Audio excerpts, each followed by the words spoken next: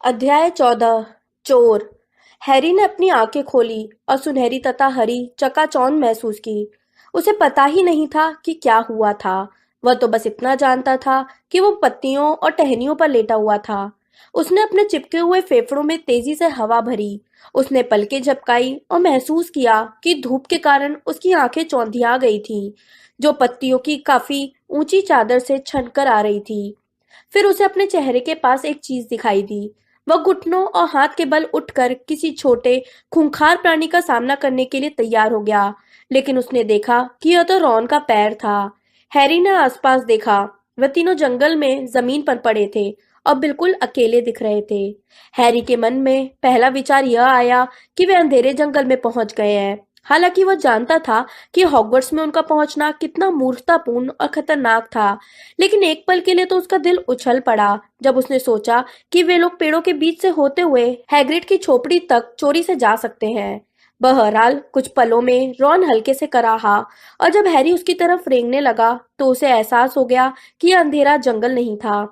यहाँ के पेड़ ज्यादा छोटे लग रहे थे। उनके बीच में काफी जगह थी और जमीन ज्यादा साफ थी। उसने देखा हरमाइनी रॉन के सिर के पास अपने घुटनों और हाथों के बल बैठी थी। जिस पल हैरी की निगाह रॉन पर पड़ी, बाकी सारी चिंताएं उसके दिमाग से निकल गईं। रॉन के शरीर का पूरा बायां हिस्सा खून में लथपथ था। उसका चेहरा पत्तियों से भरी धरती पर सफेद दिख रहा था। भेस-बदल काढ़े का प्रभाव अब खत्म हो रहा था। रॉन कैटरमोल और अपने असली रूप के बीच में था। उसके बाल लाल होते जा रहे थे और उसके चेहरे का बचा कुचा रंग भी उड़ता जा रहा था। उसे क्या हुआ? विभक्त हो गया है, हरमाइनी ने कहा। उसकी उंगलियां रॉन की आस्तीन पर कुछ कर रही थीं, जहां खून सबसे गीला और काला था। जब रॉन की शर्ट खुली तो हैरी दहशत में आ गया। वह विभक्त होने यानी अंतर्ध्यान होते समय शरीर का हिस्सा पीछे छूटने को हमेशा मजेदार मानता था, लेकिन यह उसके भीतरी हिस्से अप्रिय रूप से कुलबुलाने लगे जब हरमाइनी ने रॉन की ऊपरी बांह पकड़ी, जहां का बहुत सा मांस गायब था। हरमाइनी ने उसे इस तरह साफ कर दिया जैसे चाकू से साफ कर रही हो। हैरी, जल्दी से मेरा बैग लाओ। उसमें एक छोटी शीशी रखी है जिस पर लिखा है डिटेनी का सार। बैग? ठीक है। हैरी जल्दी से उस जगह गया जहां हरमाइनी उतरी थी। उसने वहां पड़े छोटे हैंडबैग को उठाया और उसके भीतर हाथ डाला। उसका हाथ एक के बाद एक कई चीजों से टकराया। उसने पुस्तकों के चमड़े के कवर, स्वेटरों की ऊन वाली आस्तीनों, जूतों की हील को महसूस किया। जल्दी! उसने जमीन से अपनी छड़ी उठाई और जादुई बैग की गहराई में तान दी। आगमनो डिटैनी। एक छोटी भूरी शीशी बैग में से उड़कर बाहर निकली। वह इसे पकड़कर जल्दी से हरमाइनी तथा रॉन के पास पहुंच गया। रॉन की आंखें अब आधी बंद थी और उसकी पलकों के बीच से सिर्फ सफेद हिस्से ही दिख रहे थे। वह बेहोश हो गया है, हरमाइनी ने कहा, जो खुद भी थोड़ी पीली दिख रही थी। अब वह मैफिल्डा जैसी नहीं दिख रही थी, हालांकि उसके बाल अब भी कहीं कहीं सफेद थे। इसे खोलो हैरी, मेरे हाथ कांप रहे हैं। हैरी ने छोटी शीशी का कॉर्क खोल दिया। हरमाइनी ने खून निकलते घाव पर उसकी 3 बूंदें डाल दी। हरा धुआं उठा और इसके साफ होने पर हैरी ने देखा कि खून बहना बंद हो गया था। घाव अब कई दिन पुराना दिख रहा था। अभी तक जहां खुला मांस था, वहां अब नई चमड़ी आने लगी थी। वाह, हैरी ने कहा। मुझे लगता है मैं सुरक्षित तरीके से इतना ही कर सकती हूँ, हरमाइनी ने कांपते हुए कहा। कुछ मंत्र है जो उसे बिल्कुल ठीक कर सकते हैं, लेकिन मैं उनका जोखिम नहीं उठाऊंगी। क्या पता मुझसे गड़बड़ हो जाए और ज्यादा नुकसान हो जाए। पहले ही उसका बहुत खून बह चुका है। वह घायल कैसे हुआ? मेरा मतलब है। हैरी ने अपना सिर हिलाया और अभी अभी जो हुआ था उसका मतलब समझने की कोशिश की। हम लोग यहाँ क्यों हैं? मुझे तो लगा था कि हम ग्रिमॉल्ड चौक जा रहे थे। हरमाइनी ने एक गहरी सांस ली। उसकी आंखें भर आईं। हैरी, मुझे नहीं लगता कि हम दोबारा वहां जा पाएंगे। तुम क्या कह? जब हम अंतर्ध्यान हुए तो याक्सले ने मुझे पकड़ लिया और मैं उससे हाथ नहीं छुड़ा पाई। वो बहुत ताकतवर था। जब हम ग्रिमोल्ड चौक पहुंचे तब भी वो मेरा हाथ पकड़े हुए था। और फिर देखो, मुझे लगता है कि उसने दरवाजा जरूर देख लिया होगा और सोचा होगा कि हम वहां रुकने वाले हैं, इसलिए उसने अपनी पकड़ ढीली कर दी और मैं उससे हाथ छुड़ाने में कामयाब हो गई और इसके बाद मैं तुम लोगों को यहाँ ले आई। लेकिन फिर वह कहाँ है? छोड़ो, तुम्हारा यह मतलब तो नहीं है कि वो ग्रिमॉल्ड चौक में है? वह अंदर कैसे घुस सकता है? हरमाइनी की आंखें उन आंसुओं से चमकने लगी जो बह नहीं रहे थे। उसने अपना सिर हिलाया। हैरी, मुझे लगता है कि वो अंदर घुस सकता है। मैंने मैंने विष्कर्ष मंत्र से उससे हाथ छुड़ा लिया, लेकिन तब तक मैं उसे गुप्त रक्षक सम्मोहन के भीतर ले जा चुकी थी। डंबलडोर की मौत के बाद हम लोग रहस्य रक्षक हैं, और मैंने उसे रहस्य बता दिया है ना? वो नाटक नहीं कर रही थी। हैरी को यकीन था कि वह सही कह रही थी। यह एक जबरदस्त झटका था। अगर याक्सले अब घर के भीतर घुस सकता है, तो उनके लौटने का सवाल ही नहीं उठ सकता था। हो सकता है कि वह इसी वक्त अंतर्ध्यान होकर अन्य प्राण पक्षियों को वहां ला रहा हो। हालांकि मकान में अंधेरा और निराशा भरी थी, लेकिन यह उनके रहने की इकलौती सुरक्षित जगह थी। क्रीचर के खुश और दोस्ताना होने के बाद तो यह एक तरह से घर ही बन गया था। अफसोस के एक झोंके के साथ, जिसका भोजन से कोई लेना देना नहीं था, हैरी ने कल्पना की कि घरेलू जिन स्टीक और किडनी पाई बनाने में व्यस्त होगा, जिसे हैरी, रॉन और हर्माइनी कभी खा नहीं पाएंगे। हैरी, मुझे अफसोस है। मुझे बहुत अफसोस है। मूर्खों जैसी बात मत करो। इसमें तुम्हारी कोई गलती नहीं है। अगर किसी की गलती है तो मेरी है। हैरी ने जेब में हाथ डालकर बावरी नैन की आंख बाहर निकाली। हरमाइनी दहशत में पीछे हट गई। अम्बरिज ने लोगों की जासूसी करने के लिए इसे अपने ऑफिस के दरवाजे पर लगा दिया था। मैं इसे वहां छोड़कर तो नहीं आ सकता था। इसी कारण उन्हें मालूम चल गया कि मंत्रालय में घुसपैठिए आ गए हैं। हरमाइनी के जवाब देने से पहले ही रॉन का रहा, और उसने अपनी आंखें खोली। उसका चेहरा अब भी सफेद था, और उस पर पसीने की बूंदें चमक रही थी। तुम्हें कैसा लग रहा है? हरमाइनी ने फुसफुसाकर पूछा। बहुत बुरा, रॉन बोला, और अपने घायल बाह को छू कर मुंह बनाने लगा। हम कहाँ हैं? उस जंगल में जहाँ क्विडिच वर्ल्ड कप हुआ था, हरमाइनी ने कहा। मैं कोई बंद जगह चाहती थी, और यह वह पहली जगह थी जिसका ख्याल तुम्हारे दिमाग में आया था। हैरी ने वीरान जंगल पर नजर डालते हुए उसकी बात पूरी की। उसे बरबस ही याद आ गया कि जब हरमाइनी पहली बार उन्हें अंतर्ध्यान करके अपनी मनचाही जगह पर ले गई थी, तब क्या हुआ था। उस वक्त प्राणभक्षियों ने कुछ मिनटों के भीतर ही उन्हें खोज लिया था। क्या यह गुप्त विद्या थी? क्या वोल्डेमॉर्ट या उसके जासूस इस बार भी जानते होंगे कि हरमाइनी उन्हें कहाँ ले आई थी? तुम्हें क्या लगता है, हमें यहाँ से चलना चाहिए? रॉन ने हैरी से पूछा। रॉन के चेहरे को देखते ही हैरी समझ गया कि वह भी वही बात सोच रहा था। पता नहीं। रॉन का चेहरा अब पीला और चिपचिपा दिख रहा था। उसने उठकर बैठने की कोई कोशिश नहीं की, और ऐसा लग रहा था कि कमजोरी के कारण वह ऐसा कर भी नहीं सकता था। उसे कहीं और ले जाने का विचार ही डरावना था। हैरी ने कहा, हाल फिलहाल तो हम यहीं रुकते हैं। राहत महसूस करते हुए हरमाइनी खड़ी हो गई। तुम कहाँ जा रही हो? रॉन ने पूछा। अगर हम यहीं रुक रहे हैं तो हमें इस जगह के चारों तरफ कुछ सुरक्षात्मक सम्मोहन कर देने चाहिए, उसने जवाब दिया। फिर उसने अपनी छड़ी उठाई और मंत्र पढ़ते हुए हैरी तथा रॉन के चारों ओर एक चौड़े घेरे में चलने लगी। हैरी को तत्काल आसपास की हवा में बदलाव महसूस हुआ। ऐसा लग रहा था जैसे हरमाइनी ने उनके आसपास गर्मी की धुंध बना दी हो। शाप मुक्तो, पूर्ण रक्षा कवच, मगलू विकर्षणो, ध्वनि दमन। तुम टेंट निकाल लो हैरी। टेंट? बैग में? जाहिर है बैग में ही होगा, हैरी ने कहा। उसने इस बार अंदर टटोलने की जहमत नहीं उठाई, बल्कि एक बार फिर आवाहन सम्मोहन का प्रयोग किया। टेंट कैनवास के ढेर के रूप में रस्सी और खंभों सहित निकला। हैरी इसे पहचान गया, कुछ हद तक इसकी बिल्ली जैसी खुशबू के कारण।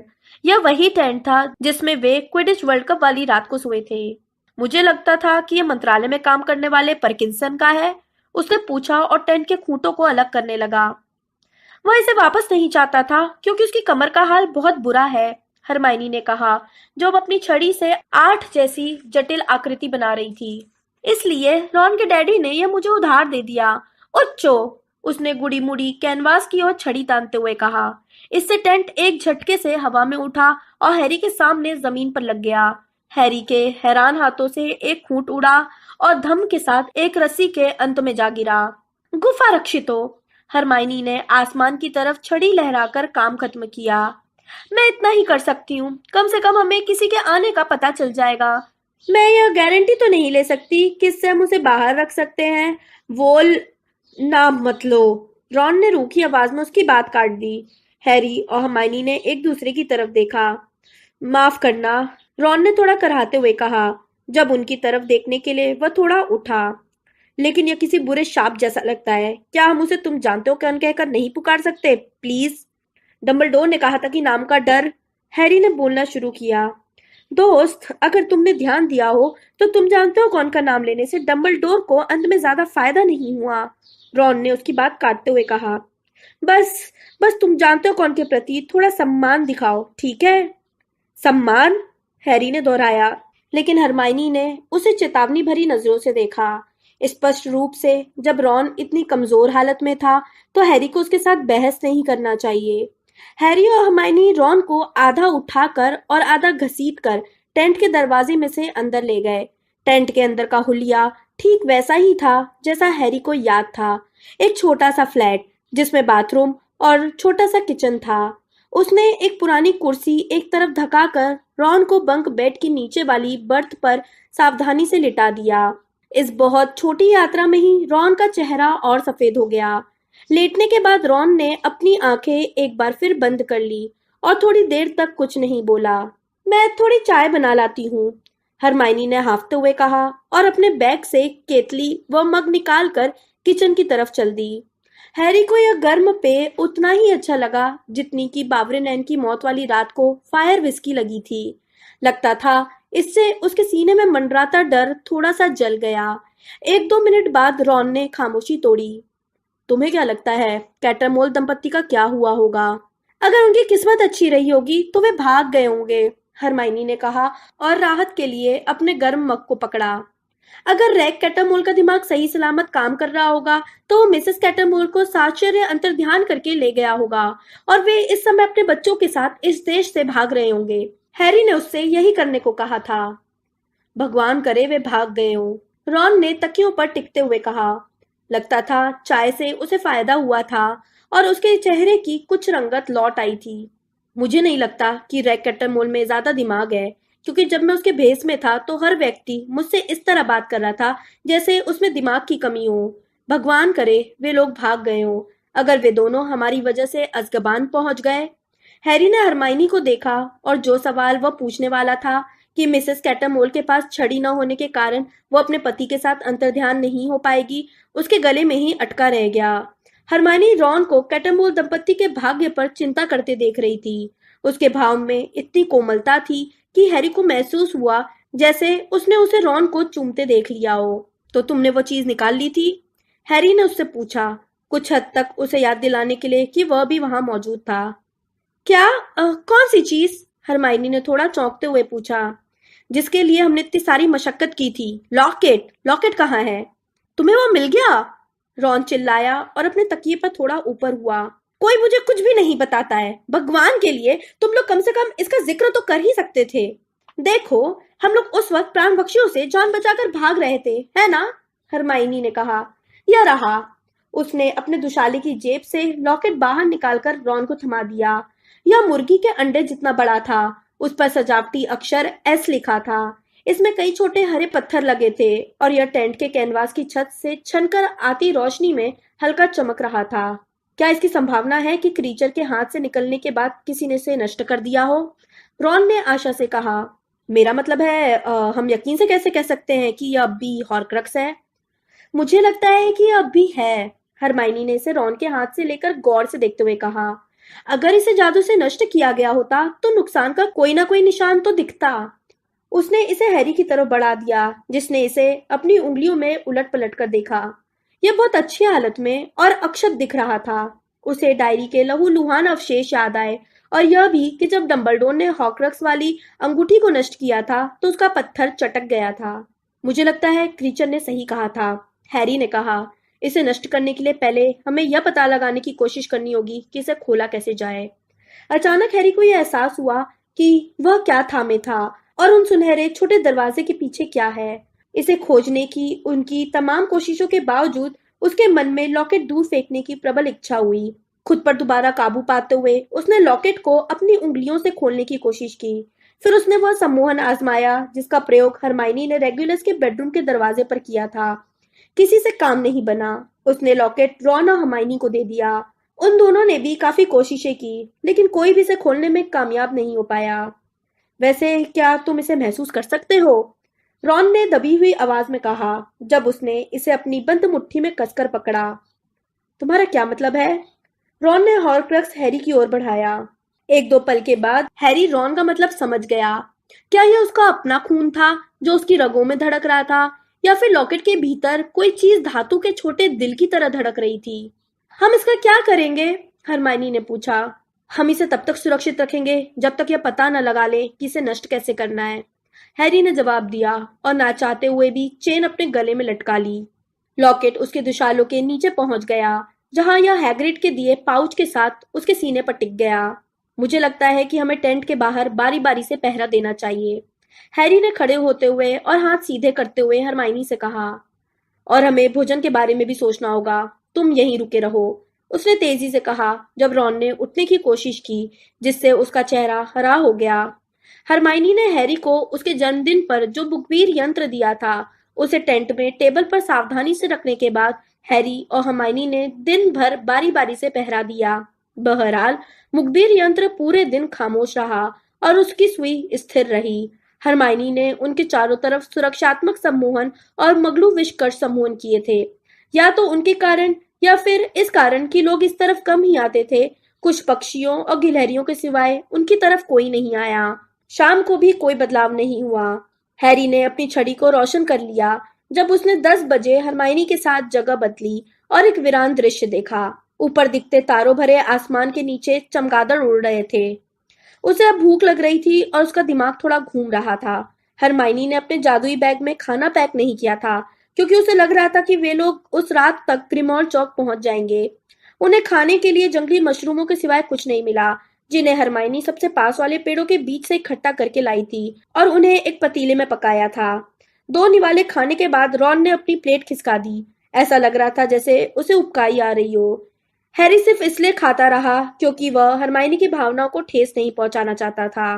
आसपास की खामोशी अजीब सी सरसराहट और टहनियों के चरमराने की आवाजों से ही टूट रही थी। हैरी ने सोचा कि ये आवाजें इंसानों के बजाय जानवरों की होंगी। बहरहाल उसकी छड़ी तैयार थी। उसके पेट में गुड़गुड़ हो रही थी क्योंकि उसने रबड़ जैसे मशरूम ही खाए थे और वह भी बहुत कम। उसने सोचा कि हॉर्क्रक्स को पाने के बाद तो उसे बहुत खुश होना चाहिए था, लेकिन न जाने क्यों वह खुश नहीं था। जब वह अंधेरे में बैठा बैठा देखता रहा, जिसके सिर्फ एक बहुत छोटे हिस्से को उसकी छड़ी रोशन कर रही थी, तो उसे बस यही चिंता हो रही थी कि आगे जाने क्या होगा। ऐसा लग रहा था जैसे वह कई हफ्तों, महीनों, शायद बरसों से इस बिंदु की तरफ ही चला आ रहा था, लेकिन अब वह अचानक रुक गया था, राह से दूर हो गया था। कहीं पर बाकी हॉर्क्रक्स भी थे, लेकिन उसे जरा भी अंदाजा नहीं था कि वे कहाँ हो सकते थे। वह तो यह भी नहीं जानता था कि वोल्डेमॉर्ट ने किन चीजों को हॉर्क्रक्स बनाया होगा। और तो और उसे तो यह भी नहीं पता था कि उन्हें जो इकलौता हॉर्क्रक्स मिला था और जो इस वक्त उनके सीने पर टिका था, उसे नष्ट कैसे करना है। अजीब बात यह थी कि इसने उसके शरीर की गर्मी नहीं ली थी, बल्कि बहुत ठंडा लग रहा था, जैसे अभी अभी बर्फीले पानी से बाहर निकला हो। समय समय पर हैरी को लगा, या शायद उसने कल्पना की, कि उसे अपनी धड़कन के अलावा भी एक हल्की सी धड़कन सुनाई दे रही है। अंधेरे में बैठे बैठे उस पर अनजान बुरी कल्पनाएं हावी होने लगी। उसने उनका प्रतिरोध करने, उन्हें दूर भगाने की कोशिश की, लेकिन वे बेरहमी से उसके पास आती रही। एक के जिंदा रहते दूसरा जिंदा नहीं रह सकता। रॉन और हर्माइनी, जो इस वक्त उसके पीछे टेंट में धीरे धीरे बातें कर रहे थे, अगर चाहे तो इससे दूर जा सकते थे। वह नहीं जा सकता था। जब वह वहां पर बैठा बैठा अपने डर और थकान को जीतने की कोशिश कर रहा था, तब उसे लगा कि उसके सीने पर टिका हॉर्क्रक्स उसके पास बचे हुए समय को टिक टिक करके काट रहा था। उसने सोचा, मूर्खतापूर्ण विचार है, इस बारे में मत सोचो। उसका निशान दोबारा दुखने लगा था। उसे डर था कि ऐसा उसके विचारों के कारण हो रहा था, लेकिन उसने अपने विचारों को किसी दूसरी दिशा में मोड़ने की कोशिश की। उसने बेचारे क्रीचर के बारे में सोचा, जो उनके घर लौटने की उम्मीद कर रहा होगा, लेकिन उसे याक्सले को झेलना पड़ेगा। क्या घरेलू जिन खामोश रहेगा, या फिर वो प्राणभक्षी को हर बात बता देगा जो वह जानता था? हैरी यकीन करना चाहता था कि पिछले महीने में क्रीचर बदल गया था। अब वह उसके प्रति वफादार बन गया था, लेकिन कौन जाने क्या होगा। अगर प्राणभक्षी घरेलू जिन को यातना देंगे तो क्या होगा? हैरी के दिमाग में बुरी सी तस्वीरें भरने लगी और उसने उन्हें भी दूर हटाने की कोशिश की, क्योंकि वह क्रीचर के लिए कुछ नहीं कर सकता था। वह और हरमाइनी उसे नहीं बुलाने का फैसला पहले ही कर चुके थे। उन्हें डर था कि मंत्रालय का कोई कर्मचारी भी उनके साथ न चला आए। उन्हें मालूम नहीं था कि घरेलू जिन के अंतर्ध्यान होने में भी उस तरह की दिक्कत नहीं आएगी, जिस तरह हरमाइनी की आस्तीन पकड़कर याक्सले ग्रिमॉल्ड चौक पहुंच गया था। हैरी का निशान अब जल रहा था। उसने सोचा कि वे बहुत कुछ नहीं जानते थे। ल्यूपिन ने सही कहा था। उन्होंने इस तरह के जादू का कभी सामना नहीं किया था या कल्पना भी नहीं की थी। डंबलडोर ने और ज्यादा स्पष्ट क्यों नहीं किया? क्या उन्होंने यह सोचा था कि इसके लिए समय रहेगा, कि वे बरसों तक या शायद अपने दोस्त निकोलस फ्लेमल की तरह सदियों तक जिएंगे? अगर ऐसा था तो वे गलत थे। स्नेप ने उनका हिसाब चुकता कर दिया था। स्नेप, सोया हुआ सांप जिसने मीनार के ऊपर डसा था। और डंबलडोर गिर गए थे। वाह, मुझे दे दो गैग्रोविच। हैरी की आवाज ऊंची, स्पष्ट और ठंडी थी। उसने अपनी छड़ी लंबी उंगलियों वाले एक हाथ में सामने पकड़ रखी थी। जिसकी तरफ वो छड़ी ताने था, वो व्यक्ति हवा में उल्टा लटक रहा था। हालांकि रस्सियां कहीं नजर नहीं आ रही थीं। वो व्यक्ति अदृश्य और अजीब तरीके से बंधा हुआ झूल रहा था। उसके अंग उसके आसपास लिपटे हुए थे। उसका दहशत भरा चेहरा हैरी के चेहरे के सामने था और लाल दिख रहा था, क्योंकि पूरे शरीर का खून उसके सिर में आ रहा था। उसके बाल सफेद और दाढ़ी मोटी घनी थी। वह सांता क्लॉज जैसा दिख रहा था। अब यह मेरे पास नहीं है। बरसों पहले कोई इसे चुरा कर ले गया था। लॉर्ड वोल्डेमॉर्ट से झूठ मत बोलो गैग्रोविच। वे जानते हैं। वे हमेशा जानते हैं। झूलते आदमी की पुतलियां चौड़ी हो गई और डर के मारे फैल गईं। वे लगातार फूलने और बड़ी होने लगी, जब तक कि उनके काले पन्ने हैरी को समूचा नहीं निगल लिया। अब हैरी एक अंधेरे गलियारे में नाटे मोटे गैग्रोविच के पीछे जल्दी जल्दी चल रहा था, जिसने मशाल उठा रखी थी। गैग्रोविच गलियारे के आखिरी वाले कमरे में तेजी से घुसा। उसकी लालटेन की रोशनी में एक वर्कशॉप जैसी जगह नजर आई। लकड़ी के छिलके और सुनहरी चीजें रोशनी के झूलते समुद्र में चमक रही थी। खिड़की की मुंडेर पर सुनहरे बालों वाला एक युवक किसी विशाल पक्षी की तरह बैठा था। एक पल के लिए लालटेन की रोशनी उस पर पड़ी। हैरी ने उसके आकर्षक चेहरे पर आनंद का भाव देखा। फिर उस युवक ने अपनी छड़ी से गैग्रोविच पर स्तब्धीकरण मंत्र मारा और हंसता हुआ खिड़की से पीछे की तरफ कूद गया। अब हैरी उन चौड़ी सुरंग जैसी पुतलियों में से वापस लौट रहा था और गैग्रोविच के चेहरे पर दहशत का भाव था। वह चोर कौन था गैग्रोविच? ऊंची ठंडी आवाज आई। मैं नहीं जानता। मुझे मुझे कभी नहीं मालूम चला। एक युवक। नहीं, प्लीज, प्लीज। एक चीख गूंजी, जो गूंजती रही और फिर हरी रोशनी का एक धमाका हुआ। हैरी! उसने अपनी आंखें खोली। वह हाँफ रहा था और उसका माथा फड़क रहा था। वह टेंट के किनारे पर बेहोश हो गया था। वह कैनवास पर तिरछा फिसल गया था और जमीन पर पसरा हुआ था। उसने हरमाइनी की तरफ देखा, जिसके झबरीले बालों की वजह से ऊपर की अंधेरी शाखाओं के बीच से दिखने वाला आसमान का छोटा सा टुकड़ा अब दिखना बंद हो गया था। सपना, उसने तेजी से बैठते हुए कहा और हरमाइनी की गुस्से भरी नजर के सामने मासूम दिखने की कोशिश की। शायद आंख लग गई होगी, माफ करना। मैं जानती हूँ यह तुम्हारा निशान था। मैं तुम्हारे चेहरे के भाव से समझ सकती हूँ। तुम उसके बारे में देख रहे थे। वॉल। उसका नाम मत लो। टेंट के भीतर से रॉन की गुस्से भरी आवाज आई। ठीक है, हरमाइनी ने कहा। तो तुम जानते हो कौन के दिमाग में देख रहे थे? मैं ऐसा नहीं करना चाहता था, हैरी ने कहा। यह एक सपना था। हरमाइनी, क्या तुम इस बात पर काबू कर सकती हो कि तुम्हें किस बारे में सपने आते हैं? अगर तुम गुप्त विद्या में निपुण हो जाते। लेकिन हैरी को यह बताने की जरूरत नहीं थी, न ही उसकी इसमें दिलचस्पी थी। वह तो उस बारे में बातचीत करना चाहता था जो उसने अभी अभी देखा था। हरमाइनी, उसे गैग्रोविच मिल गया है और मुझे लगता है कि उसने उसे मार डाला है। लेकिन उसे मारने से पहले उसने गैग्रोविच के दिमाग को पढ़ा था और मैंने देखा। मुझे लगता है कि अगर तुम थकान के कारण सो रहे हो तो मैं निगरानी करती हूँ, हरमाइनी ने ठंडेपन से कहा। मैं पूरी निगरानी कर सकता हूँ। नहीं, साफ दिख रहा है कि तुम थक चुके हो। जाओ, जाकर सो जाओ।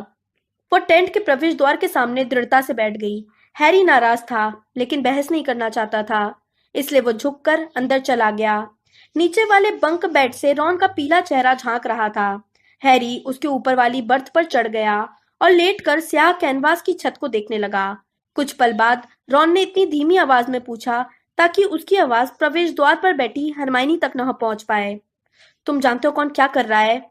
हैरी ने अच्छी तरह याद करने की कोशिश में अपनी आंखें सिकोड़ी और फिर अंधेरे में फुसफुसाया। उसने गैग्रोविच को खोज लिया। वह उसे बांधकर यातना दे रहा था। अगर उसने गैग्रोविच को बांध दिया है तो वह इसके लिए नई छड़ी कैसे बनाएगा? मुझे नहीं मालूम। यह अजीब है ना? हैरी ने अपनी आंखें बंद कर ली और उन सभी चीजों के बारे में सोचने लगा जो उसने देखी सुनी थी। उसे जितना याद आया उसका मतलब उतना ही कम समझ में आया। वोल्डेमॉर्ट ने हैरी की छड़ी या मायापंछी के जुड़वा पंखों के बारे में तो कुछ कहा ही नहीं था। उसने इस बारे में कुछ भी नहीं कहा था कि गैग्रोविच हैरी की छड़ी को हराने के लिए नई और ज्यादा ताकतवर छड़ी बना दे। वह गैग्रोविच से कुछ चाहता था, हैरी ने कहा। उसकी आंखें अब भी कसकर बंद थी। वोल्डेमॉर्ट ने उससे कहा था कि वह उसे वो चीज दे दे, लेकिन गैग्रोविच ने कहा कि वो चोरी हो गई है। और फिर उसे याद आया कि किस तरह उसने वोल्डेमॉर्ट के रूप में गैग्रोविच की आंखों में उसकी यादों में झांक कर देखा था। उसने गैग्रोविच का दिमाग पढ़ा और मैंने देखा कि एक युवक खिड़की की मुंडेर पर बैठा था। वह गैग्रोविच पर शाप मारकर भाग गया। उसने वो चीज चुरा ली जिसके पीछे तुम जानते हो कौन है। और मुझे मुझे लगता है कि मैंने उसे कहीं देखा है। हैरी सोच रहा था कि काश वो हंसते हुए लड़के के चेहरे की एक और झलक देख पाता। गैग्रोविच के अनुसार चोरी कई साल पहले हुई थी। युवा चोर इतना जाना पहचाना क्यों लग रहा था? आसपास के जंगल की आवाजें टेंट के अंदर दबी हुई थी। हैरी को सिर्फ रॉन की सांसों की आवाज सुनाई दे रही थी। कुछ मिनट बाद रॉन फुसफुसाया, क्या तुम यह नहीं देख पाए कि चोर के हाथ में क्या था? नहीं, वह जरूर कोई बहुत छोटी चीज होगी। हैरी, रॉन की बर्थ के लकड़ी के पटिए चरमराए जब उसने बंक बेड पर अपनी स्थिति बदली। हैरी, तुम्हें यह तो नहीं लगता कि तुम जानते हो कौन किसी ऐसी चीज की तलाश में है जिसे वो हॉर्क्रक्स में बदल सके? मैं नहीं जानता, हैरी ने धीरे से कहा। शायद हो भी सकता है, लेकिन क्या एक और हॉर्क्रक्स बनाना उसके लिए खतरनाक नहीं होगा? क्या हरमाइनी ने यह नहीं कहा था कि वो पहले ही अपनी आत्मा की आखिरी सीमा तक पहुंच चुका है? हाँ, लेकिन शायद उसे बात मालूम नहीं होगी। हाँ, शायद, हैरी ने कहा। उसे यकीन था कि वोल्डेमॉर्ट मायापंछी के जुड़वां पंख की समस्या का समाधान खोज रहा था। उसे यकीन था कि वोल्डेमॉर्ट बूढ़े छड़ी शाद से अपनी समस्या का समाधान चाहता था। लेकिन इसके बावजूद उसने छड़ियों के बारे में एक भी सवाल पूछे बिना उसे मार डाला। वोल्डेमॉर्ट क्या खोजने की कोशिश कर रहा था? जादू मंत्रालय और जादूगर समुदाय उसके कदमों में था, लेकिन इसके बावजूद वह इतनी दूर क्यों था? और वह उस चीज की तलाश में क्यों भटक रहा था जिसका कभी गैग्रोविच मालिक था और जिसे किसी अनजान चोर ने चुरा लिया था? हैरी अब भी सुनहरे बालों वाले युवक के चेहरे को याद कर सकता था, जिस पर आनंद का वहशी भाव था। उस पर फ्रेड और जॉर्ज जैसा विजयी चालबाजी का भाव था। वह खिड़की की मुंडेर से किसी पक्षी की तरह उड़ा था और हैरी उसे पहले भी देख चुका था, लेकिन उसे याद नहीं आ रहा था कि कहाँ। गैग्रोविच के मरने के बाद अब यह खुश चेहरे वाला चोर खतरे में था। अब हैरी के विचार उसी चोर पर केंद्रित हो गए जब रॉन के खर्राटे नीचे वाले बंक बेड से गूंजने लगे और हैरी खुद धीरे धीरे नींद के आगोश में चला गया।